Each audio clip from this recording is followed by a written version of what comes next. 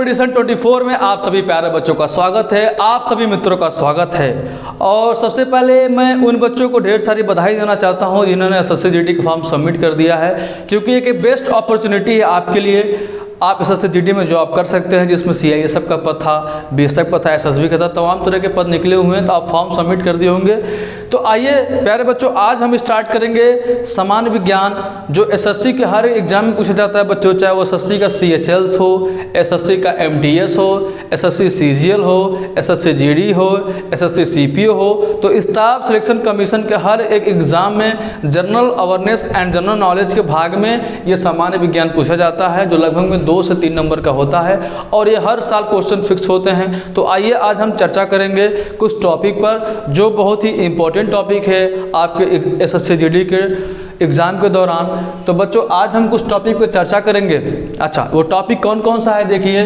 वो टॉपिक है गति है, दूरी है, विस्थापन है, चाल है, वेग है, त्वरण है, कार्य है, ऊर्जा है, बल है, गुरुत्वाकर्षण है, बल के नियम है, गुरुत्वाकर्षण है और दाब है। बच्चों ये पार्ट 1 है और आपको पार्ट 2 का वीडियो मिलेगा। ये भौतिक विज्ञान है, सामान्य भौतिक विज्ञान, सामान्य विज्ञान का एक हिस्सा है जिसमें एसएससी में क्वेश्चन पूछे जाते हैं। तो प्यारे बच्चों आज हम बारी बारी एक एक टॉपिक पर चर्चा करेंगे और हमको ये भी जानना जरूरी है कि आखिर में गति क्या है, दूरी क्या है, क्योंकि ये हमारे दैनिक जीवन से जुड़ा हुआ है। जो एक जनरल जानकारी होती है, जनरल नॉलेज होती है, जो सबको जानना चाहिए। ये सब सिंपल चीज़ें हैं लाइफ की। तो हम बारी बारी से आज डिस्कशन करेंगे बच्चों। तो आइए आज हम स्टार्ट करते हैं। ये वीडियो बहुत ही इंटरेस्टिंग होने वाली है, बहुत ही ज़्यादा इंटरेस्टिंग होने वाली है और आप लोग धैर्य से इस वीडियो को देखिए। वादा है कि हर एक कॉन्सेप्ट आपको समझ आएगा और कभी आप जीवन में भूलेंगे नहीं। आपको मैं बारीकी से समझाऊंगा, हर एक कॉन्सेप्ट क्लियर करूंगा। ये भी बताऊंगा कि कैसे डेफिनेशन लिखते हैं, कैसे मात्रा निकालते हैं, कैसे एग्जाम में क्वेश्चन पूछता है। तो इन्हीं सब बातों पर आज हम चर्चा करेंगे। तो आइए हम स्टार्ट करते हैं बच्चों। आज हम स्टार्ट करेंगे गति से। तो मेरा पहला टॉपिक है बच्चों गति है। तो देखिएगा ध्यान से, गति का इंग्लिश होता है बच्चों मोशन होता है, MOTION, मोशन का मतलब होता है गति होता है। अब आपके दिमाग में होगा कि सर गति क्या होता है। तो बहुत ही इंटरेस्टिंग टॉपिक है कि गति क्या होता है बच्चों, देखिएगा। अच्छा, अगर मान लीजिए हम गति के बारे में हमको पता करना गति होता क्या है। हम लोग भी तो चलते हैं, हम ये भी तो गति है, बाइक चलाते हो भी तो गति है। आइए एक्चुअली जानते हैं कि गति होता क्या है। अच्छा, अगर मान लीजिए ये सड़क है, ये सड़क है, यहाँ पे पॉइंट A है, ये पॉइंट B है और ये मानिए कि टारगेट है। और अगर यहाँ पे कोई गाड़ी, ऐसे गाड़ी खड़ी है, ये गाड़ी हो गया प्यारे बच्चों, ये गाड़ी खड़ी है। तो गाड़ी पॉइंट A पे खड़ी है, इसको पॉइंट B पे जाना है, यानी पॉइंट A से पॉइंट B पे आएगी तो T समय लगेगा ना। अच्छा, होता क्या है कि जब एक गाड़ी स्टार्ट होगी और चलकर अपने लक्ष्य पे आएगी, यानी गाड़ी ये निकला पॉइंट A से पॉइंट B पे पहुंचा, हुआ क्या कि गाड़ी एक वस्तु है, वस्तु की स्थिति में क्या हुआ, परिवर्तन हुआ। यानी कह सकते हैं आप, अगर किसी वस्तु की स्थिति में समय के साथ परिवर्तन हो तो वो गति कहलाता है। अगर किसी वस्तु की स्थिति में समय के साथ परिवर्तन हो तो वो गति कहलाता है। फॉर एग्जांपल बच्चों, जैसे ये गाड़ी था ना, पॉइंट A पे था, ठीक, ये पॉइंट B है। अच्छा, ये मान लीजिए GKP जंक्शन है, GKP जंक्शन है और ये मान लीजिए आपका लखनऊ है, दोनों जंक्शन हो गया। ट्रेन निकला A से और इसको GKP से निकला लखनऊ जाना है। तो जब GKP से निकलेगी लखनऊ जाएगी तो एक समय लगेगा ना, जो समय लगता है आपका 4 घंटा 5 घंटा। तो हुआ क्या कि ट्रेन में परिवर्तन हुआ समय के साथ, यानी पहले वो गोरखपुर थी फिर लखनऊ चली गई। यही क्या है दोस्तों, गति हो गया। तो गति को समझने का सबसे आसान आइडिया यही है बच्चों, अगर किसी वस्तु की स्थिति में समय के साथ परिवर्तन हो तो वो गति कहलाता है। ठीक है, तो ये रहा हमारा टॉपिक गति रहा। ठीक है, अब गति के 3 समीकरण होते हैं, गति के 3 समीकरण होते हैं और गति के 3 नियम भी होते हैं। उसके बाद बच्चों गति का जो है 2 प्रकार भी होता है। एक होता है सरल रेखा गति, जो सड़क पे हम चलते हैं वो सरल रेखा ही गति होती है। और किसी वस्तु को ऊपर से नीचे फेंकते हैं, किसी वस्तु को नीचे से ऊपर फेंकते हैं या ऊपर से नीचे फेंकते हैं, तो इसे कहते हैं, ये आपका आप कह सकते हैं कि ये सरल रेखा गति है और ये किसी वस्तु को ऊपर से नीचे फेंक रहे हैं, तो जिस उसमें जो परिवर्तन हो रहा है ये आपका हो गया, ये भी गति हो गया, लेकिन कौन सा गति हो गया, ये गुरुत्वीय गति हो गया। ठीक है, तो इसमें गुरुत्वीय त्वरण होगा, गुरुत्वाकर्षण बल होगा। अगला हमारा जो टॉपिक है विस्थापन है, ये आपका दूरी है। इसको मैं चर्चा करने के बाद तब आऊँगा, ये बताऊँगा कि सरल रेखीय गति क्या है। ठीक है, और कैसे हम गति को डिफाइन कर पाते हैं। मैंने डिफाइन तो कर ही दिया कि अगर किसी वस्तु की स्थिति में समय के साथ परिवर्तन हो तो वो गति कहलाता है। बच्चों, तो ये हो गया गति का डिफाइन हो गया। ठीक है, उसी प्रकार आज हम चर्चा करेंगे प्यारे बच्चों दूरी क्या होती है। तो आइए हम देखते हैं कि दूरी क्या होता है। दूरी के बारे में आज हम चर्चा करेंगे बच्चों। अच्छा, एक चीज़ है, अगर आप लोग एसएससी जीडी निकालने का मन बना लिए हों तो वीडियो पूरा देखिएगा, तभी बात मेरी पूरी समझ आएगी। और ये प्रॉमिस है मेरा, जितने भी मैं टॉपिक यहाँ पे डिस्कशन करूँगा, चाहे वो साइंस की टॉपिक हो, चाहे मैथ का हो, चाहे इंग्लिश का हो, चाहे रीजनिंग का हो, लगभग में क्वेश्चन आपके फंसेंगे एग्ज़ाम में और एग्ज़ाम अच्छे से आप निकाल पाएंगे। बस आपको एक काम करना है, कंटिन्यूटी बना के डेली पढ़ना है और धैर्य बना के वीडियो को देखना है, घबराना नहीं है। और जैसे जैसे आप वीडियो को देखेंगे, ये मेरा प्रॉमिस है बच्चों, आपको याद नहीं करना पड़ेगा, ऑटोमेटिक आप सीख जाएंगे। क्योंकि साइंस एक ऐसा विषय है, साइंस को हम लोग याद नहीं करते, साइंस को सीखा जाता है। आइए देखते हैं बच्चों कि दूरी क्या होती है। वेरी वेरी इंपॉर्टेंट टॉपिक, दूरी। अच्छा, दूरी का मतलब ये होता है, इंग्लिश में सब कहते हैं डिस्टेंस कहते हैं। डिस्टेंस का मतलब होता है दूरी। अच्छा बच्चों, दूरी को समझेंगे और दूरी के बाद हम विस्थापन को भी समझेंगे। डिस्टेंस क्या होता है, दूरी। एक सूत्र पढ़े होंगे आप लोग बचपन में, चाल बराबर दूरी बटे समय। चाल बराबर दूरी बटे समय। चाल बराबर दूरी बटे समय होता है, यानी किसी गतिमान वस्तु द्वारा ऐसा कोई वस्तु हो जो गति करता हो, यानी किसी गतिमान वस्तु द्वारा तय किया गया दूरी और समय का अनुपात आप चाल कर सकते हैं। और देखिए, हम दूरी को डिफाइन करना है ना, तो चाल बराबर दूरी बटे समय, ये तो मेरा फार्मूला हो गया। Speed equal distance upon time. तो बच्चों कहने का मतलब ये हो गया, हमको दूरी पढ़ना है ना, दूरी तो इसका हम ट्रांसफ़र करेंगे तो यहाँ डिस्टेंस हो जाएगा।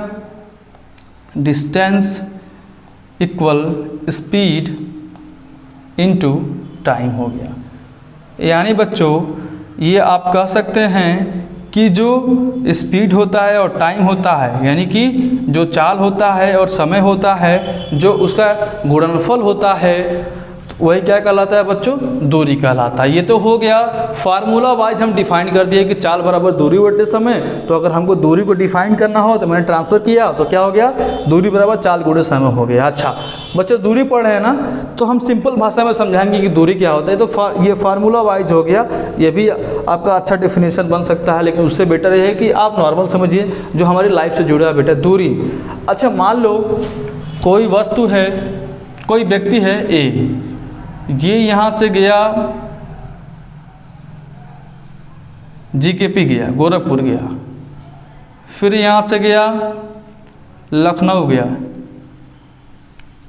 फिर यहाँ से चला गया आपका कानपुर। यानी बच्चों ये व्यक्ति ए है, ए निकला होगा, सपोज डैट कि निकला कुशीनगर से निकला, उसके बाद जीकेपी गया, जीकेपी से बच्चों लखनऊ गया और लखनऊ से कानपुर गया। देखिए यहाँ पे जो डायरेक्शन है, यहाँ पे इधर जा रहा है, डायरेक्शन इधर जा रहा है, डायरेक्शन इधर जा रहा है। यानी हुआ क्या कि अगर पूछ दें कि ये व्यक्ति कितना दूरी तय किया, तो जो कुशीनगर से जीकेपी का होगा इसको जोड़ देंगे, जीकेपी से लखनऊ जोड़ देंगे, लखनऊ से कानपुर जोड़ देंगे, तो जितना जोड़ेंगे वो दूरी निकल जाएगा।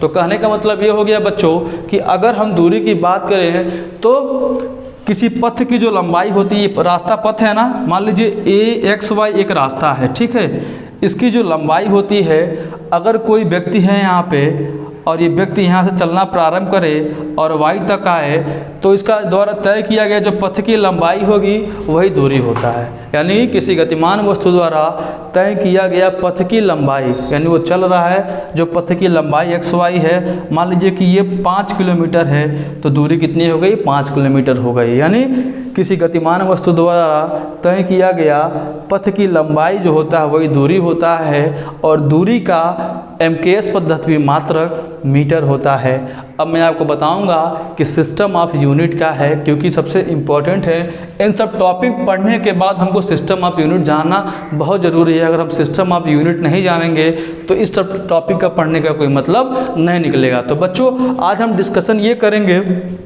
करेंगे कि सिस्टम ऑफ यूनिट क्या है, कब हम लोग जब विस्थापन पढ़ लेंगे तब, क्योंकि दूरी और विस्थापन दोनों का मात्रक मीटर होता है। बहुत सारे बच्चे कंफ्यूज होते हैं कि सर दूरी ही तो विस्थापन, ऐसा कोई बात नहीं है। दूरी विस्थापन में बहुत अंतर है बच्चों।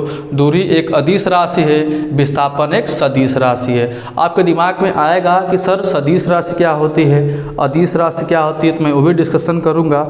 बच्चों मैं पहले बता दूँ कि जो वेक्टर होता है, वेक्टर जो सम होता है और स्केलर सम होता है, यानी सदिश राशि अदिश राशि, उसमें क्या होता है बच्चों, सदिश वाले में भी परिमाण होगा, अदिश में भी परिमाण होगा, लेकिन दिशा दोनों में डिफरेंट होगा। सदिश में दिशा होती है सदिश, जिसकी दिशा निश्चित हो, अदिश जिसकी दिशा निश्चित ना हो, लेकिन परिमाण दोनों में होगा। यानी सदिश राशि का मतलब ये हो गया जिसमें दिशा भी हो और परिमाण भी हो। अदिश का मतलब हो गया कि जिसमें केवल परिमाण हो, दिशा न हो, वो अदिश राशि होती है। जैसे दूरी की मैं बात करूँ बच्चों, तो दूरी कोई ए पे गया, कुशीनगर से JKP गया, लखनऊ गया, कानपुर गया, तो देखिए इसका दिशा बहुत चेंजिंग हुआ ना, यानी दिशा फिक्स नहीं था ना, लेकिन परिमाण था ना कि कितना किलोमीटर चला होगा, जोड़ देंगे तो मेरा अदिश राशि होगा दूरी। तो बच्चों सबसे पहला तो डिफरेंट ये है कि दूरी विस्थापन का मात्रक मीटर तो होता है, इसमें कन्फ्यूजन होने वाली कोई बात नहीं है। लेकिन हम ये भी ध्यान देंगे कि बच्चों विस्थापन एक सदिश राशि है, दूरी एक अदिश राशि है।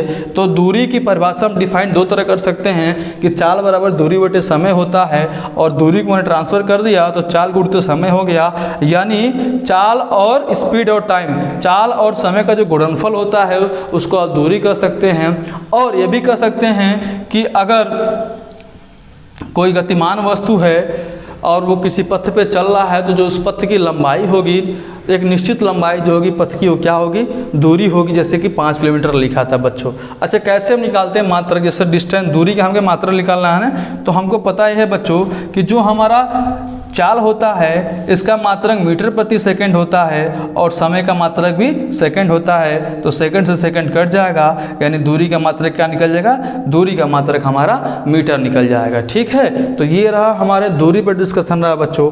अगर अभी दूरी में डाउट होगा तो आप कमेंट करके क्वेश्चन पूछ सकते हैं। बस नॉर्मल सी बात है, इस चाल के सूत्र से जो है हम 2-3 डेफिनेशन जैसे चाल का, दूरी का, समय का निकाल सकते हैं और मात्रक भी निकाल सकते हैं। इसलिए मैं बार बार कहता हूं दोस्तों, साइंस को कभी भी रटा नहीं जाता है, साइंस को समझा जाता है। अच्छा, अब हम आएंगे बच्चों विस्थापन पे आएंगे कि विस्थापन क्या होता है। बहुत ही बच्चों इंटरेस्टिंग वीडियो होने वाली है, आप लोग धैर्य बना के वीडियो को देखिए, और हो सके तो स्क्रीनशॉट भी लेते रहिए ताकि आपको रिवीजन करने में ये काम आए। ठीक है, अब आइए हम विस्थापन पे चलते हैं कि विस्थापन हमारा क्या होता है। आइए देखते हैं कि विस्थापन हमारा क्या होता है बच्चों। अगर वीडियो अच्छा लगे तो आप लोग शेयर ज़रूर करिएगा। हम देखेंगे आज कि विस्थापन हमारा क्या होता है।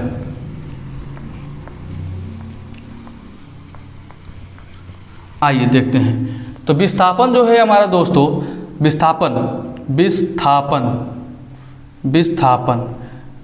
को बच्चों इंग्लिश में हम लोग डिस्प्लेसमेंट कहते हैं। इंग्लिश में डिस्प्लेसमेंट होता है विस्थापन।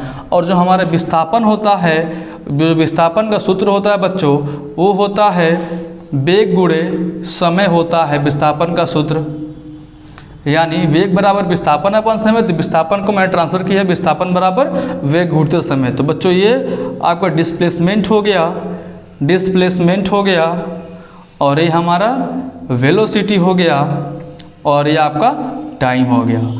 तो प्यारे बच्चों, इसका निकालिएगा आप लोग। मात्रक कैसे निकालेंगे, इसको हम ऐसे भी लिख सकते हैं, डी डिस्प्लेसमेंट भी गुणे टी, ये शॉर्ट फॉर्मूला हो गया। इसका अगर मात्रक निकालना होगा हमको, तो हम कह सकते हैं कि वेलोसिटी का मात्रक क्या होता है, मीटर प्रति सेकंड होता है, इसका क्या होता है, सेकंड से सेकंड कट गया, इसका मात्रक क्या निकल गया दोस्तों, मीटर निकल गया, इसका मात्रक क्या होता है, मीटर निकल गया। ठीक है, अच्छा अब समझिएगा कि दूरी और विस्थापन में क्या अंतर है। तो सूत्र हो गया, विस्थापन का मात्रक मीटर निकल गया, क्योंकि ये वेग का मात्रक मीटर प्रति सेकंड होता है, समय का भी सेकंड सेकंड कट जाएगा। अच्छा अब देखिए बच्चों, विस्थापन को समझने का सबसे आसान आइडिया क्या है, अगर मान लीजिए कोई वस्तु A है, वो A से B पे जाता है, B से C पे B से कोई ये है A से B पे जाता है, B से C पे जाता है, C से D पे जाता है, D से ABCD E पे जाता है, E से F पे जाता है। यानी यहाँ से वस्तु की दिशा ये थी, वस्तु की दिशा ये थी, वस्तु की दिशा इधर गई, फिर इधर गई, फिर इधर गई, यानी दिशा बच्चों निश्चित नहीं है। अच्छा अगर मान लो 1 किलोमीटर, 2 किलोमीटर, 3 किलोमीटर, 4 हो, ये 5 हो, तो दूरी कितनी होगी, जोड़ लो, 2 1 3, 3 3 6, 6 4 10 5 15, आपका दूरी निकल गया। अब आपसे कोई पूछ दिया ये तो दूरी हो गया ना, तो मैंने कहा बेटा कि जो दूरी होती है, दूरी में दिशा जो है फिक्स नहीं होती है, बस परिमाण होता है, लेकिन विस्थापन में दिशा निश्चित होती है। जैसे मान लीजिए अगर F को हम A से ऐसे मिला दें सीधा, तो ये जो हमारा दिशा है एक तरफ है, यानी कहने का मतलब ये हो गया कि दो बिंदुओं के बीच की सबसे न्यूनतम दूरी को, दो बिंदुओं को बीच की सबसे न्यूनतम दूरी को हम लोग विस्थापन कहते हैं। और विस्थापन की दिशा निश्चित होती है, यही रीज़न है कि दूरी और विस्थापन में बहुत सारा अंतर है। यही वजह है कि हम कहते हैं कि विस्थापन हमारा सदिश राशि है और दूरी हमारा अदिश राशि है। दोनों का MKS पद्धति में मात्रक मीटर होता है या SI पद्धति में मात्रक बच्चों मीटर होता है। तो ये हो गया हमारा विस्थापन हो गया। विस्थापन का मतलब यही होता है कि दो बिंदुओं की बीच की सबसे न्यूनतम दूरी, दो बिंदुओं के बीच की सबसे न्यूनतम दूरी, यह भी कह सकते हैं कि दो बिंदुओं के बीच की जो पथ है उसकी सबसे न्यूनतम लंबाई, वो क्या है, हमारा विस्थापन है। यानी बस सीधी सी मोटी मोटी बातें जानिए कि जहाँ विस्थापन होगा वहाँ दिशा निश्चित होगी, जहाँ बच्चों दूरी होगा वहाँ दिशा निश्चित नहीं होगी। जैसे मैंने GKP कानपुर वाला एग्जाम्पल दिया है ना, तो दूरी का था, लेकिन ये है बच्चों कि विस्थापन सदिश है, दूरी अदिश है, बस मात्रक क्या है, सेम सेम है। तो बच्चों ये हमारा चर्चा हो गया दूरी का और विस्थापन का, ठीक है। और हम दूरी विस्थापन के बाद चर्चा ये करेंगे कि सिस्टम ऑफ यूनिट क्या है, वेरी वेरी इंपॉर्टेंट। अगर आप सिस्टम ऑफ यूनिट्स नहीं जानते हैं तो साइंस पढ़ने का कोई मतलब नहीं है, और ख़ास तरह भौतिक विज्ञान। तो हम ये भी जानेंगे कि सिस्टम ऑफ यूनिट्स क्या होता है। तो अगला हमारा टॉपिक रहेगा नोट्स में, नोट बना लीजिए आप लोग बच्चों, नोट्स कर लीजिएगा। सिस्टम ऑफ यूनिट क्या होता है हम लोग देखते हैं बच्चों नोट्स में, ठीक है, कि सिस्टम ऑफ यूनिट क्या होता है। चलिए देखते हैं। जैसे मैं हेडिंग डाल रहा हूँ बच्चों यहाँ पे system, SYSTEM, system of units.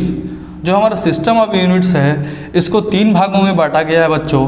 देखिए कौन कौन सा, बहुत ही इंटरेस्टिंग टॉपिक है। पहला टॉपिक है हमारा MKS, दूसरा है हमारा CGS, तीसरा है हमारा FPS। देखो बच्चों, जो सिस्टम ऑफ यूनिट्स होता है, सिस्टम ऑफ यूनिट को 3 भागों में बांटा गया है, यानी मात्रक को 3 भागों में बांटा गया है कि मात्रक कैसे कैसे डिवाइड होते हैं। MKS में क्या होता है, CGS में क्या होता है, FPS में क्या होता है। तो बच्चों आपके दिमाग में चल रहा होगा कि सर SI पद्धति क्या है, SI पद्धति क्या है। बहुत नाम सुना होगा आप लोगों ने कि SI पद्धति क्या है। आप कह सकते हैं इसको SI, इंग्लिश में SI मेथड्स, SI मेथड्स क्या है, ठीक है बच्चों। तो सबसे पहले हम ये जानेंगे कि MKS का पूरा नाम क्या है। तो मैं लिख दे रहा हूँ, MKS जो है इसका पूरा नाम ये होता है बच्चों, मीटर होता है, METRE मीटर। इसका होता है K का किलोग्राम, और S का second, metre kilogram second. CGS का जो बच्चों फुल फॉर्म होता है वो होता है सेंटीमीटर, METRE सेंटीमीटर,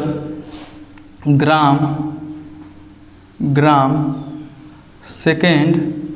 और जो आपका FPS होता है बच्चों, FPS जो होता है वो होता है फुट पाउंड सेकेंड, तो बच्चों ये भौतिक विज्ञान के सिस्टम ऑफ यूनिट्स है जो 3 भागों में बांटा गया, फर्स्ट सेकेंड थर्ड।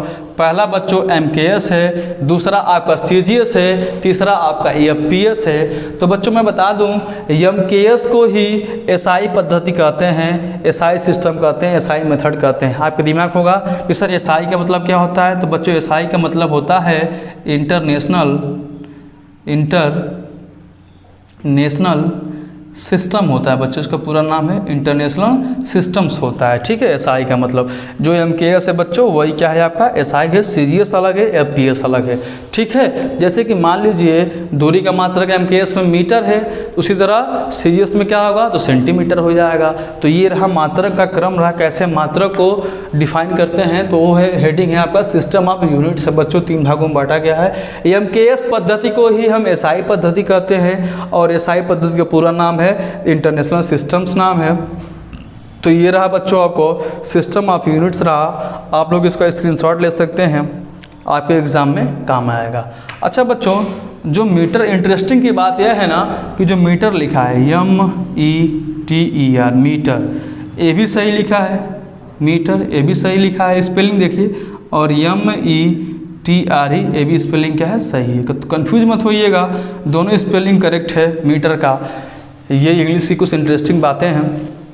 अच्छा, तो बच्चों सिस्टम ऑफ यूनिट आपने जान चुका कि जो सिस्टम ऑफ यूनिट होता है 3 भागों में बटा है, MKS है, CGS है, FPS है। जो हम लोग सामान्य विज्ञान में पढ़ते हैं बस 3 चीज़ को पढ़ते हैं, metre, kilogram second, centimetre, gram second, foot, pound second. और बच्चों ये बता दें आपको, जैसे कि MKS में दूरी का मात्रक मीटर, CGS में सेंटीमीटर, जैसे कि उसका मीटर प्रति सेकंड स्क्वायर, त्वरण का तो सेंटीमीटर प्रति सेकंड स्क्वायर, उसको हम लोग चेंज करते जाते हैं CGS में। ठीक है, ये रहा सिस्टम ऑफ यूनिट्स रहा, इसकी शॉर्ट ले लीजिए बच्चों। अब हम आगे बढ़ेंगे, जो हमारा अगला टॉपिक है, मैंने गति बताया। गति क्या था कि किसी वस्तु की स्थिति में अगर समय के साथ परिवर्तन हो तो गति कहलाएगा। दूरी क्या है, मैं दूरी बताया था, ये बताया था बच्चों कि किसी वस्तु द्वारा तय किया गया जो पथ होगा, जो उसकी लंबाई होगी, जो कुल लंबाई होगी वो दूरी होगा। विस्थापन क्या है, 2 बिंदुओं के बीच की, प्रारंभिक बिंदु, अंतिम बिंदु। 2 बिंदु कौन सा होगा, 2, ये भी सोचने वाली बात है बच्चों, बहुत सारे बिंदु मैंने लिखा था उसमें सर्किल में। मैं ये भी बता दूं कॉन्सेप्ट आपको कि 2 बिंदुओं के बीच का मतलब ये हो गया कि प्रारंभिक बिंदु और अंतिम बिंदु, प्रारंभिक बिंदु और अंतिम बिंदु के बीच की जो दूरी होगी, जो न्यूनतम दूरी होगी, जो पथ की जो लंबाई होगी, न्यूनतम लंबाई होगी, वो विस्थापन होगा और विस्थापन की दिशा निश्चित होगी बच्चों। ये बात क्लियर है। और दोनों में अंतर क्या है कि ये सदिश राशि है, अदिश राशि, दोनों का मात्रक मीटर है, सेम सेम है। ठीक है, अगला हमारा टॉपिक बच्चों चाल। तो मैं चाल को मैं यहाँ पर डिफाइन कर दिया था कि जो चाल होता है, चाल बराबर दूरी बटे समय होता है। आइए मैं डिफाइन करता हूँ चाल क्या है। तो आइए देखते हैं बच्चों कि हमारा चाल क्या है।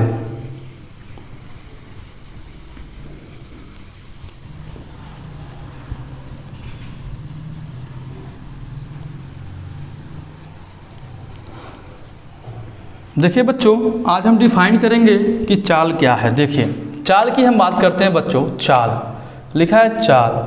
चाल का जो इंग्लिश होगा वो स्पीड होगा और चाल बराबर होता है दूरी बटे समय होता है। चाल बराबर दूरी बटे समय होता है। इंग्लिश में आप बोल सकते हैं इसको speed equal distance upon time, और शॉर्ट में इसको लिख सकते हो SD/T। इसका अगर फार्मूला निकालना होगा तो कैसा निकालोगे, SD का मीटर दूरी है और T सेकेंड, तो इसका मात्रा निकल गया बच्चों, निकल गया मीटर प्रति सेकेंड, इसका मात्रा निकल गया।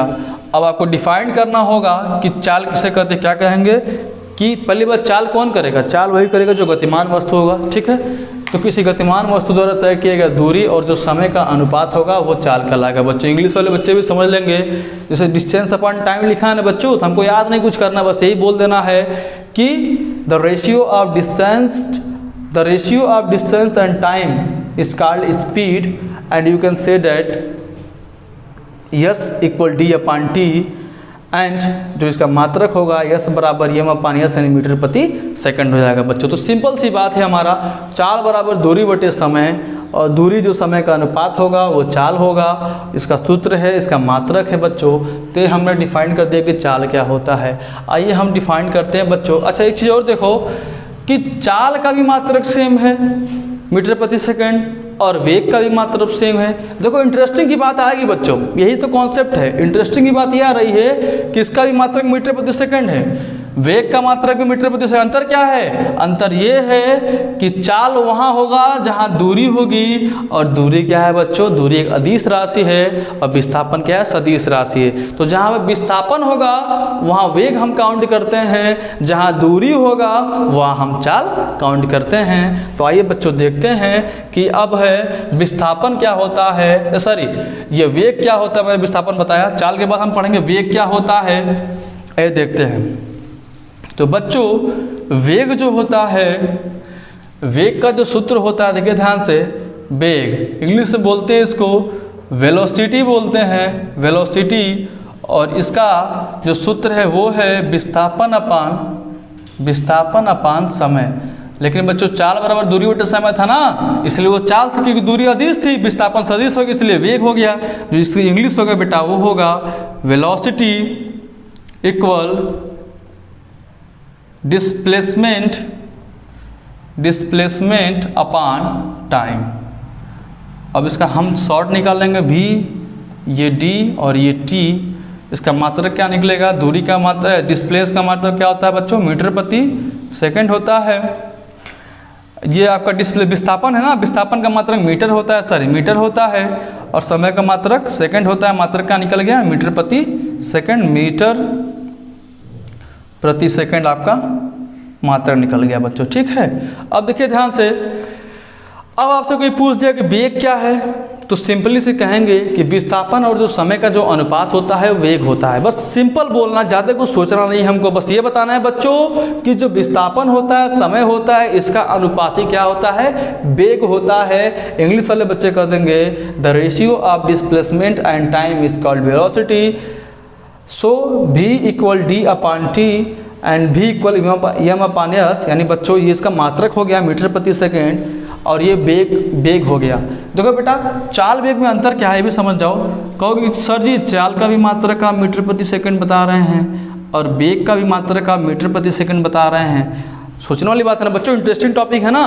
अंतर क्या है कि चाल अगर हम बताए हैं तो दूरी बटे समय होगा, दूरी अदिश राशि होगी, और वो क्या होगा? जब दूरी अदिश राशि होगी तो बस परिमाण होगा, दिशा नहीं होगा। लेकिन अगर वेग होगा तो वेग बराबर विस्थापन अपन समय होता है बच्चों, विस्थापन सदिश राशि होती है, उसकी दिशा निश्चित होगी और परिमाण भी होगा। यही अंतर है चाल और वेग में, कि चाल में दूरी होता है, वेग में विस्थापन होता है, और दूरी क्या है? अदिश है, विस्थापन क्या है? सदिश है बच्चों। तो ये रहा वेग का डेफिनेशन रहा कि विस्थापन और समय का जो अनुपात होता है। देखो जहां बटा लिखा हो, बट्टा माने अनुपात, गुणा लिखा हो गुणनफल, तो विस्थापन और जो समय का बच्चों अनुपात होगा वो हमारा वेग होगा, ठीक है। वेग का मात्रक मैंने निकाला, मीटर प्रति सेकंड निकाल दिया, ठीक है बच्चों। तो ये हमारे क्लियर हो गया कि वेलोसिटी क्या होती है, ठीक है। अब अगला हमारा टॉपिक है बच्चों कार्य है, वेरी वेरी इंपॉर्टेंट टॉपिक कार्य। आइए जानते हैं कि हमारा कार्य क्या होता है, वेरी वेरी इंपॉर्टेंट। अच्छा, कार्य को पढ़ने से पहले मैं बल बताऊंगा, क्योंकि कार्य बल पे ही आधारित होता है, ठीक है ना। तो मेरा टॉपिक है, अभी कार्य को हम स्किप करते हैं और ऊर्जा को स्किप करते हैं, पहले बल पढ़ते हैं, क्योंकि बल पढ़ने के बाद हम समझ पाएंगे कि कार्य क्या है और ऊर्जा क्या है। तो हम पहले बल पे डिस्कशन करते हैं कि बल क्या है, ठीक है। बल यानी फोर्स, FORCE फोर्स, बल क्या है बच्चों, ठीक है। बल का सूत्र होता है F बराबर m × A होता है। F का मतलब होता है फोर्स, m आपका मॉस, A आपका एक्सेलरेशन,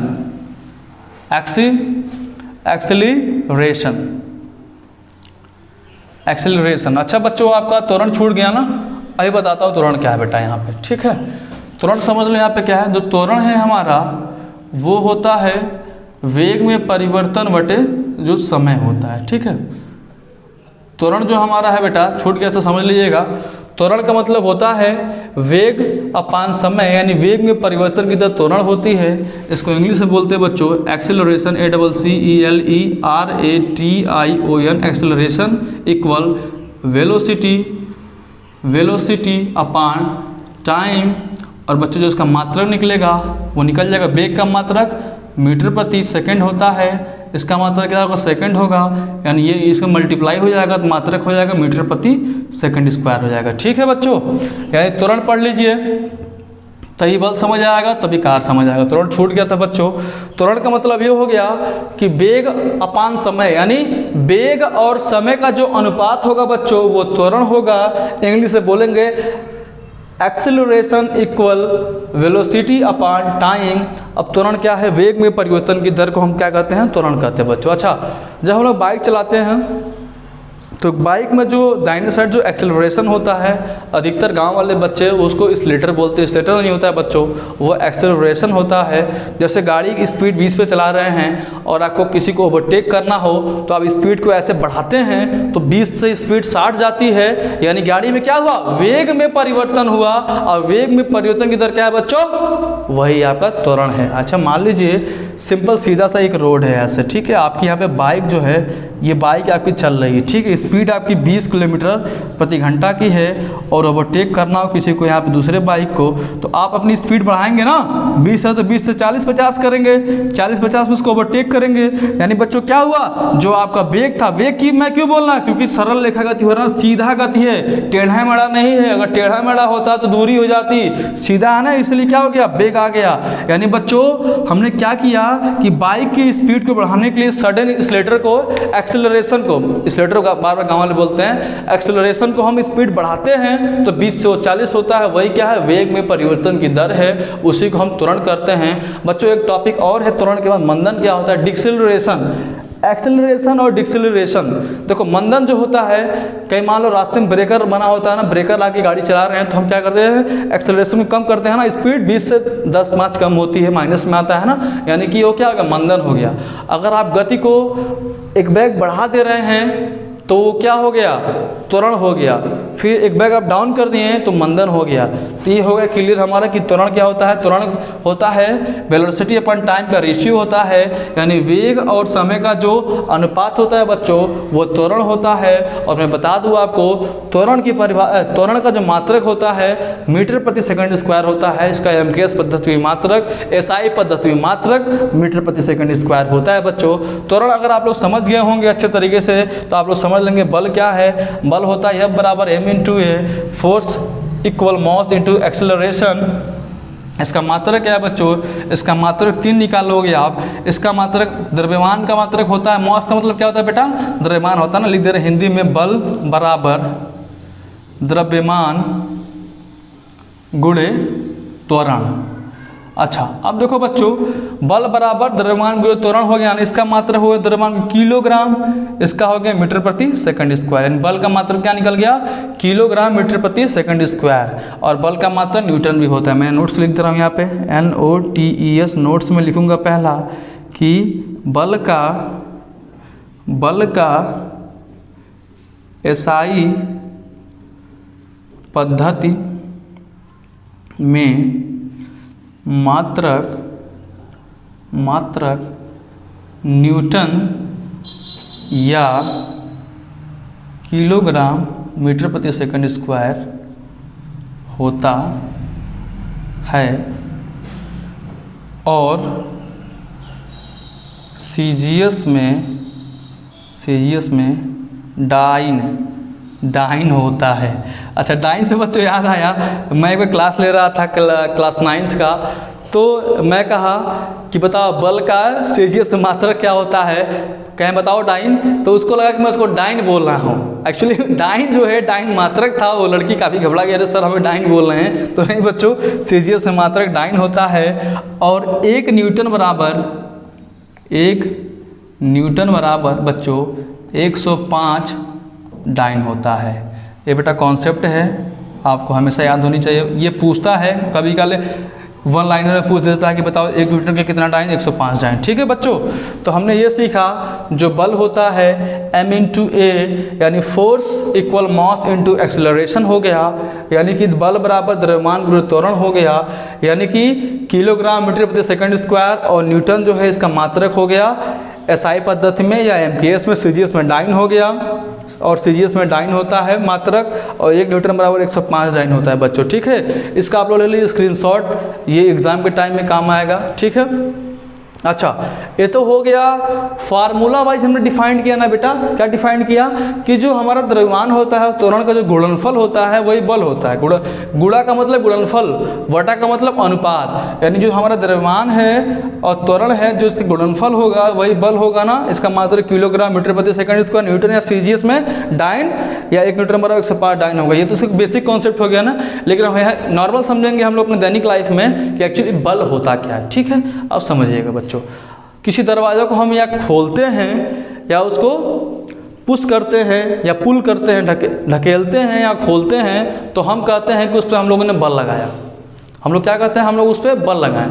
यानी हम किसी दरवाजे को बंद कर रहे हैं तब भी बल लगा, उसको खोल रहे हैं पुश कर रहे हैं तब भी बल लगा।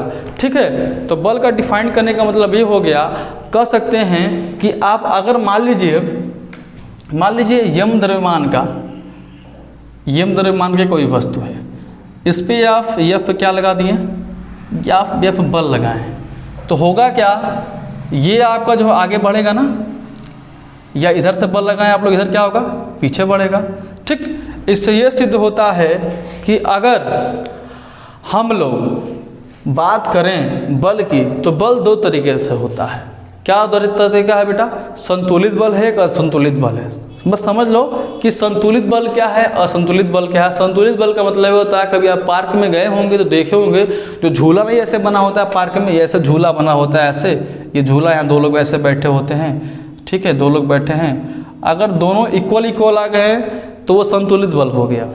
अगर कोई एक मोटा गेंडा हो गया और नीचे झुक गया, ऊपर नीचे हो गया, तो असंतुलित बल हो गया। ठीक है, तो ये रहा बल का ये कॉन्सेप्ट रहा। बस इतना जानिए कि जब हम किसी वस्तु को खींचते हैं, ढकेलते हैं, तो उस पर बल कार्य करता है। और डिफाइन करने का मेन हमारा रोल ये है कि कह सकते हैं कि जो द्रव्यमान होता है और त्वरण होता है, उससे जो गुणनफल होगा बल होगा। अच्छा, दरवाजे का एक द्रव्यमान होगा, ठीक है, त्वरण होगा, हमने लगाया, उसको ढकेला, आगे बढ़ा तो वो बल लगाना, या खींचे तो बल लगा बच्चों, तो वही हम कह सकते हैं क्या है, हमारा ये बल है। यानी F बराबर m/2 है, और आपका इसका मात्रक हो गया MKS में न्यूटन हो गया, CGS में आपका डाइन हो गया, और 1 न्यूटन बराबर 105 डाइन हो गया बच्चों। तो ये रहा पूरा हमारा बल का कॉन्सेप्ट रहा, और ये हमारा त्वरण का कॉन्सेप्ट रहा। त्वरण मैं एक बार आपको और बताऊंगा बच्चों कि त्वरण क्या है। वेग में परिवर्तन की दर ये त्वरण है। जैसे मैंने बताया बाइक वाला एग्जाम्पल, अगर आप कार भी चला रहे हो, कार की स्पीड आपकी 40 है और किसी को ओवरटेक करना है तो आप लोग स्पीड बढ़ाते हैं ना, तो 40 से हम 60 कर दिए, तो एक वेग गाड़ी में क्या हुआ, परिवर्तन हुआ ना, तो वेग में परिवर्तन हो गया। ठीक है, अगर वही हम स्पीड 40 से कम कर देते तो होता क्या, हमारा मंदन हो जाता है, डिक्सेलरेशन हो जाता है। तो ये रहा एक्सेलरेशन और डिक्सेलरेशन रहा। ठीक है, ये सारा एसएससी में पूछता है, मात्रक पूछेगा और ये भी पूछ देगा कि 1 न्यूटन बराबर कितना डाइन, तो 105 डाइन। यही सब बेसिक कॉन्सेप्ट है जो हमको समझना है, और ये हमारा दैनिक लाइफ में भी बहुत ज़्यादा काम आता है बच्चों। तो ये रहा हमारा कुछ कॉन्सेप्ट का क्लियरेशन हो गया। अब हम आगे बढ़ते हैं। अब हम चर्चा करेंगे बच्चों कि कार्य क्या है। कार्य क्या है, वेरी इंपॉर्टेंट। कार्य देखो, कार्य दो तरह कार्य होता है, एक धनात्मक कार्य होता है, एक ऋणात्मक कार्य होता है। तो आप समझते हैं कि कार्य किसे कहते हैं। ठीक है, कार्य होता क्या है। ऊर्जा क्या होता है बच्चों, ऊर्जा का मतलब ये होता है कार्य करने की क्षमता को ही ऊर्जा कहते हैं, और ऊर्जा की मात्रक भी जूल होता है, और कार्य का मात्रक भी जूल होता है, और कार्य का एक और मात्रक होता है W बराबर F/S। F बल होता है, बल का मात्रक न्यूटन होता है। S दूरी होती है, S विस्थापन होता है, दूरी होता है, उसकी भी मात्रक क्या होता है, मीटर होता है। ठीक है बच्चों, तो आओ हम देखते हैं कि आपका कार्य क्या होता है। वेरी इंपॉर्टेंट टॉपिक कार्य का। कार्य हमारा क्या होता है। अच्छा, आओ देखते हैं कार्य हमारा क्या है। कार्य बच्चों, हम कार्य की बात कर रहे हैं ना, वर्क की बात कर रहे हैं, WOR के वर्क। ठीक है, तो जो फार्मूला होता है W बराबर F/S होता है, यानी वर्क बराबर ये फोर्स, और ये जो है हम कह सकते हैं यस जो है हमारा विस्थापन है, डिस्प्लेसमेंट है। और समझते हैं यम कोई द्रव्यमान का वस्तु है, इस पर हम F बल लगाएं तो ये आगे बढ़ेगा ना, यानी इसका क्या होगा, इसका इधर विस्थापन होगा ना, इसका एक विस्थापन होगा। ठीक है, इधर बल लगाएं तो विस्थापन आगे होगा। ठीक है, अगर मान लो यम द्रव्यमान के कोई वस्तु है, इधर हम बल लगाते हैं F, तो विस्थापन क्या होगा, इधर होगा। विस्थापन क्या होगा आपका, इधर नहीं उल्टा, इधर बल लगाएं तो इधर भी स्थापित हो रहा है, इधर लगाएं तो इधर भी स्थापित हो रहा है। यानी क्या है कि हम बल जिस दिशा लगा रहे हैं जिस वस्तु पे, उसी के बल की दिशा में आगे बढ़ रहा है बच्चों, यही हमारा क्या है, कार्य है। अब समझो ध्यान से हम कह सकते हैं, एक हमारा होता है धनात्मक कार्य, एक होता है हमारा ऋणात्मक कार्य होता है। ठीक है बच्चों, यानी हम कह सकते हैं कि जो बल होता है और जो विस्थापन होता है, जो उसका गुणनफल होता है, वही कार्य होता है। अरे कार्य का मतलब हुआ क्या कि जहाँ विस्थापित हुआ कोई वस्तु और वहाँ पे बल लगा, यानी इसका मात्रक क्या हो जाएगा, कार्य का जो मात्रक निकलेगा बच्चों, कार्य का मात्रक जो निकलेगा आप लोग का, फोर्स मतलब बल, बल का मतलब क्या होता है, बल का मतलब न्यूटन होता है। ठीक है, न्यूटन, और ये क्या हो गया, मीटर, न्यूटन मीटर, तो इसका हो गया न्यूटन मीटर, आपका क्या हो गया, ये मात्रक हो गया कार्य का। या कह सकते हैं आप इसका जूल भी क्या होता है, मात्रक होता है। इसको एनएम भी ऐसा लिखते हैं, न्यूटन मीटर। यानी बच्चों अगर किसी यम द्रव्यमान के वस्तु पर हमने F बल लगाया, तो बल जो ये जब लगाओगे तो जाहिर सी बात ये आगे आएगा ना, यहाँ पे इधर मान लो पॉइंट बी लिखा है, ये पॉइंट ए पे है, जब तुमने इसको पुश किया तो ये आगे बढ़ा ना बच्चों, तो ये क्या हुआ, जब आपने बल लगाया तो बल की दिशा में क्या हुआ, इसमें परिवर्तन हुआ ना, उठ के क्या हुआ, यहाँ चला आया ना, यानी विस्थापित यहाँ हो गया, बी पे हो गया। तो हम कह सकते हैं कि जो हमारा यम होता है, जो द्रव्यमान होता है, वो डिपेंड करता है विस्थापन की दिशा पे डिपेंड करता है, यानी जहाँ बल लगेगा उधर ही क्या होगा, विस्थापन होगा बच्चों। यानी कह सकते हैं हाँ कि जो फोर्स है, जो बल है, और जो विस्थापन, यानी बल गुणे विस्थापन को ही क्या करते हैं बच्चों, कार्य करते हैं। यानी कि बल और विस्थापन का जो हमारा गुणनफल होगा वही हमारा कार्य होगा। कार्य का सूत्र है force into S, and displacement है, कह सकते हैं आप लोग कार्य का मात्रक न्यूटन मीटर होगा या जूल होगा बच्चों, एक कार्य हो गया। अच्छा, एक धनात्मक कार्य होता है, एक ऋणात्मक कार्य होता है, बस समझ जाइए। अगर मान लीजिए ये वस्तु है, इस वस्तु पे अगर हम बल ऐसे बल किए लगाएं तो वस्तु अगर आगे की दिशा में बच्चों विस्थापित हुई तो धनात्मक कार्य हुआ। अगर हम बल यहाँ पर लगाएं और उल्टा विस्थापित हो गई, वो काम कौन सा हो गया, ऋणात्मक कार्य हो गया। बस यही अंतर है धनात्मक कार्य में और ऋणात्मक कार्य में। अंतर क्या है बच्चों कि अगर हमारा किसी वस्तु पे अगर हम बल लगा रहे हैं, यम द्रव्यमान के कोई वस्तु बल लगाएं, अगर वो आगे की तरफ विस्थापित हो गई, यानी कि विस्थापन जिधर हो रहा है वो बल की दिशा में हो रहा है, तो धनात्मक कार्य हो गया। लेकिन अगर हमारा जो विस्थापन है बल के विपरीत दिशा में हो रहा है तो ऋणात्मक कार्य हो गया। बस ये जानिए कि जो कार्य होता है वो बल और विस्थापन के गुणनफल होता है, और कार्य का मात्रक जूल होता है या न्यूटन मीटर होता है।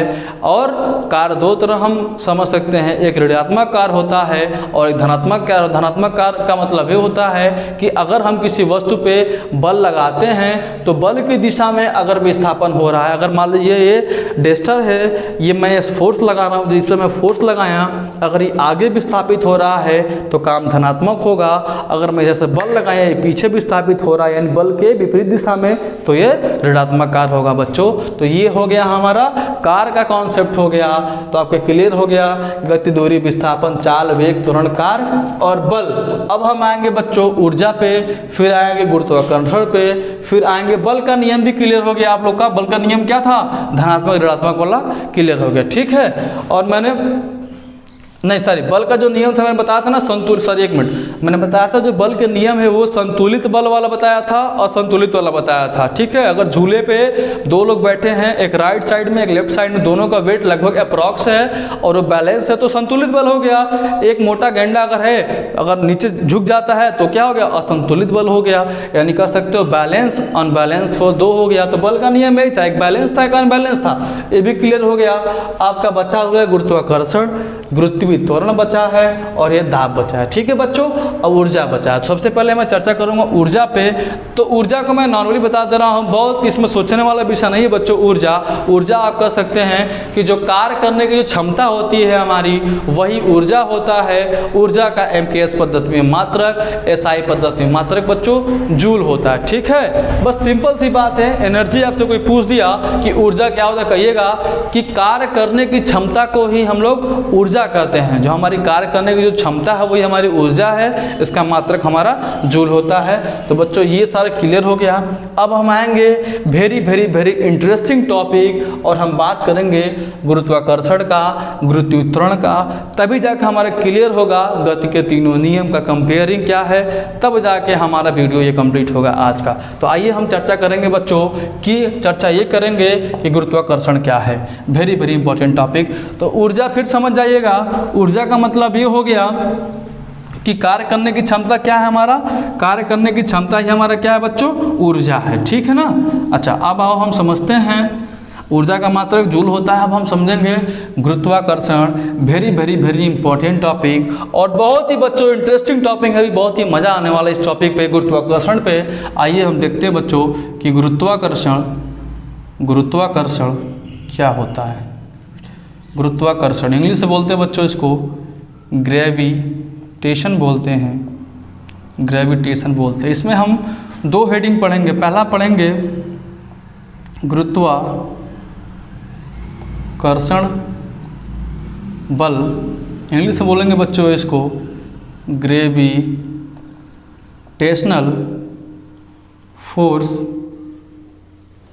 और बेटा दूसरा हेडिंग पढ़ेंगे इसमें हम लोग गुरुत्वात्तरण का, इसको बोलेंगे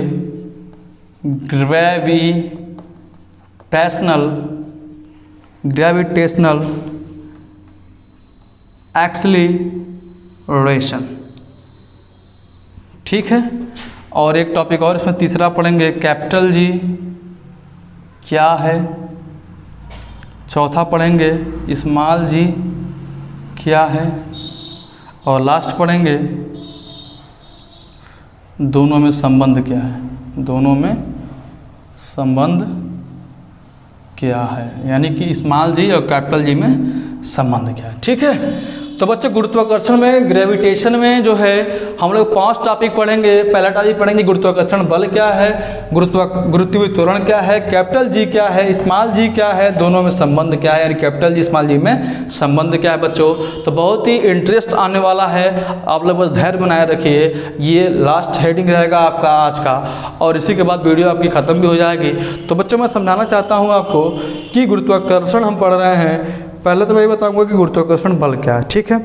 मान लीजिए ये डेस्टर है, ठीक है, और मैं जब डेस्टर को ऊपर से छोड़ा ऐसे तो ये नीचे गिरा।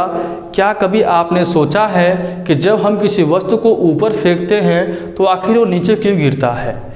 हम किसी भी वस्तु को जब ऊपर फेंकते हैं तो नीचे क्यों गिरता है, क्या रीज़न है, कैसे हम डिफाइन करें कि आखिर में रीज़न क्या हो सकता है बच्चों। तो मैं बताना चाहता हूँ आपको, बहुत इंटरेस्टिंग टॉपिक है। इसी को हम बोलते हैं गुरुत्वाकर्षण बल बोलते हैं। अब सुनिए कि इसको हम कैसे डिफाइन करेंगे।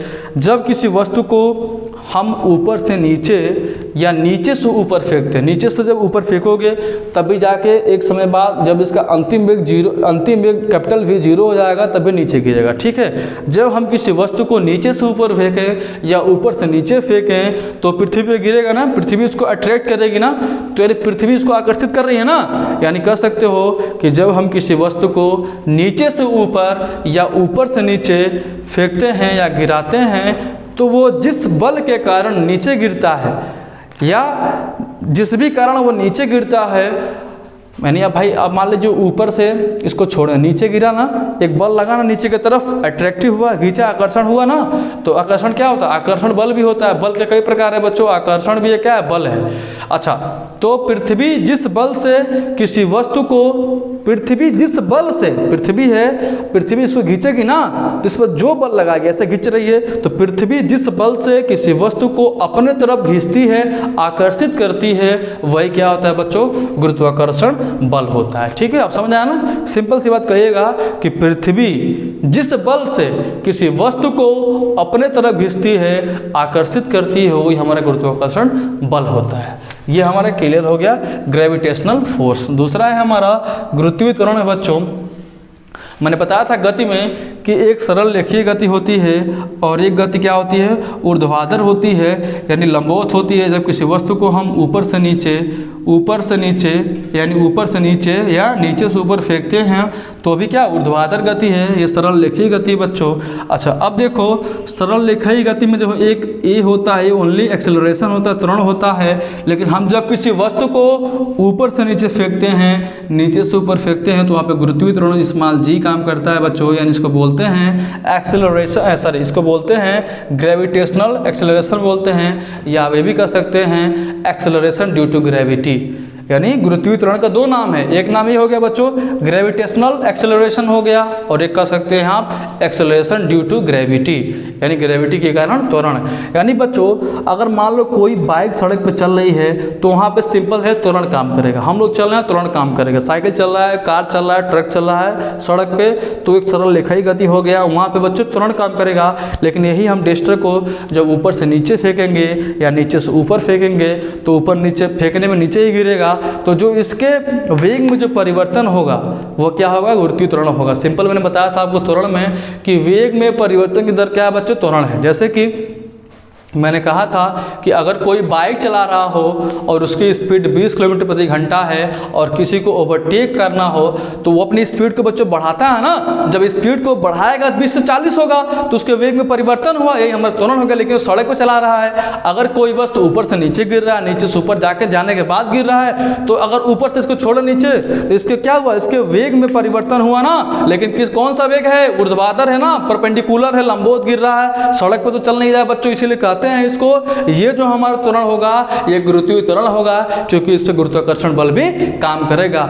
ऐसे पृथ्वी खिंची जिस बल से गुरुत्वाकर्षण बल हो गया और इसके वेग में परिवर्तन, स्पीड ऊपर से नीचे छोड़ोगे तो स्पीड बढ़ेगा बच्चों, जब स्पीड बढ़ेगा ना तो वही क्या होगा हमारा, वही होगा गुरुत्वीय त्वरण होगा।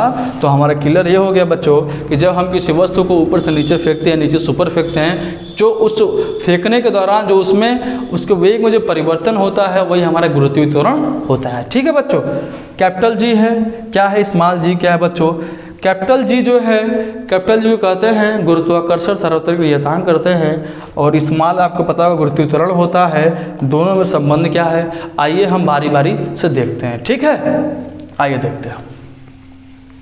उम्मीद है क्लास इंटरेस्टिंग लग रहा होगा को। मैं ये भी बताऊंगा कि कब जी प्लस होता है और कब जी माइनस होता है। बच्चों अगर किसी वस्तु के वेग में परिवर्तन हो रहा है, जब आप उसको नीचे से ऊपर फेंक रहे हैं या ऊपर से नीचे फेंक रहे हैं, जो परिवर्तन होगा वही गुरुत्वीय त्वरण होगा। अब हम जानेंगे कैपिटल जी क्या है, स्मॉल जी क्या है बच्चों। तो कैपिटल जी को कहते हैं सार्वत्रिक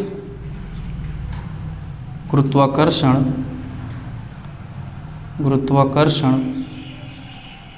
नियतांक, सार्वत्रिक गुरुत्वाकर्षण नियतांक। ठीक है बच्चों, कैपिटल जी का जो मान होता है वो होता है 6.67 × 10⁻⁻11 न्यूटन मीटर स्क्वायर प्रति किलोग्राम स्क्वायर। जो स्मॉल जी होता है इसको कहते हैं हम लोग गुरुत्वीय त्वरण, गुरुत्वीय त्वरण। और बच्चों इसका जो मान होता है वो होता है जी का मान 9.8 मीटर प्रति सेकंड स्क्वायर। बेटा स्क्वायर इसलिए हो गया, त्वरण है। ठीक है, अच्छा अब देखिए बच्चों हम ये डिफाइंड करेंगे कि कैपिटल जी का मात्रक कैसे इतना होता है, स्मॉल जी का मात्रक कैसे इतना होता है, तो ये डिफाइन करते हैं बच्चों। ठीक है, तो इसका ये नोट कर लीजिएगा, स्क्रीनशॉट ले लीजिएगा। जो कैपिटल जी का मान होता है 6.67 × 10⁻⁻11 न्यूटन मीटर स्क्वायर प्रति किलोग्राम स्क्वायर। अब जो गुरुत्वीय त्वरण 9.8 मीटर प्रति सेकंड स्क्वायर होगा ना, ये तो हो गया बेसिक कॉन्सेप्ट। अब हम देखेंगे कि कैपिटल जी और स्मॉल जी में क्या संबंध है, इसका पहले आप लोग स्क्रीनशॉट ले लीजिए या नोट कर लीजिए। ठीक है,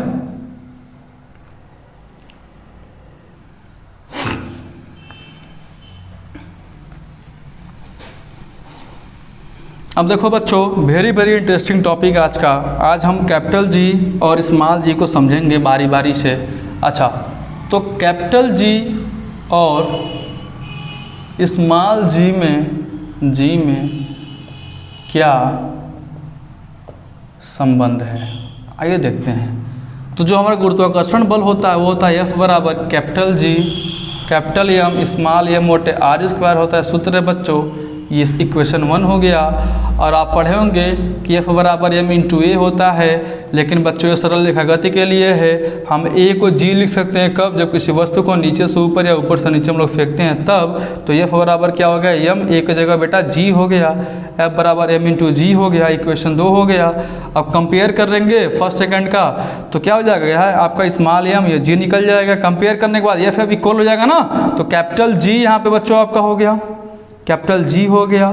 और आपका कैपिटल M स्मॉल m बटे आपका आर स्क्वायर, स्मॉल m से m एक चला गया तो G बराबर निकल गया आपका कैपिटल G कैपिटल M बटे आर स्क्वायर। तो बच्चों ये हो गया आपका कैपिटल G और स्मॉल g में संबंध हो गया। आप लोग नोट कर सकते हैं कि कैपिटल स्मॉल g बराबर कैपिटल G M बटे आर स्क्वायर। अब मैंने लिखा है ना कि जो कैपिटल G होता है, कैपिटल G का जो हमारा मात्रक होता है न्यूटन मीटर स्क्वायर प्रति किलोग्राम स्क्वायर होता है। कैसे होता है ये चेक करते हैं, बिना चेक कर ले कैसे हम मान जाए कि इसका मात्रक इतना होता है। ठीक है, तो इसका स्क्रीनशॉट ले सकते हैं आप लोग। ये हो गया हमारा कैपिटल G और स्मॉल g में संबंध हो गया। ठीक है, सूत्र निकल गया। अब आइए देखते हैं आगे कि कैसे जो हमारा कैपिटल G का मात्रक न्यूटन मीटर स्क्वायर और किलोग्राम स्क्वायर हो सकता है बच्चों। तो बहुत ही इंटरेस्टिंग टॉपिक है, यानी निकल आप नोट कर लो। यहाँ पे लिखा है बच्चों, आपका ये लिखा है कि स्मॉल g बराबर कैपिटल G और ये लिखा है कैपिटल M मोटे आर स्क्वायर। ठीक है, यही सूत्र है ना आपका। तो आइए निकालते हैं कैपिटल G का मात्रक G है ना, तो ट्रांसफर करेंगे ना बच्चों, ये G है या आर स्क्वायर। ठीक है, अब देखो ध्यान से बेटा, जब इसको आप करेंगे मल्टीप्लाई करेंगे आप इधर तो G हो जाएगा, ये आर स्क्वायर हो जाएगा और ये कैपिटल G M हो जाएगा। तो इधर हो जाएगा कैपिटल G बराबर स्मॉल g आर स्क्वायर और ये हो जाएगा आपका M हो जाएगा। ठीक है ना। अब देखो ध्यान से, अच्छा एक मिनट, नहीं थोड़ा मिस्टेक होगी ट्रांसफर में। देखो बच्चों ध्यान से, हम मात्रा निकाल लेना कैपिटल G का। अच्छा, यानी ऊपर है तो ये क्या हो जाएगा आपका, इसका मात्रा किलोग्राम होता है। ठीक है, ये G है ना, G का मात्रा क्या होता है, G का मतलब हो गया आपका गुरुत्वीय त्वरण हो गया। इसका मात्रक होता है मीटर प्रति सेकंड स्क्वायर होता है। अब देखिए ध्यान से, जो हमने संबंध निकाला था तो कैसे हम कैपिटल G को डिफाइन करेंगे, इसका मात्रक होता है मीटर प्रति सेकंड स्क्वायर। कैपिटल G निकालना है ना हम लोग बच्चा, ये M का किलोग्राम हो गया, R का क्या हो जाएगा मीटर स्क्वायर आपका हो जाएगा। R दो बीच को दूरी तो मीटर स्क्वायर, सॉरी एक मिनट, हाँ मीटर स्क्वायर आपका हो जाएगा। ठीक है बच्चों, तो अगर हम बात करते हैं कैपिटल G के मात्रक का, एक मिनट,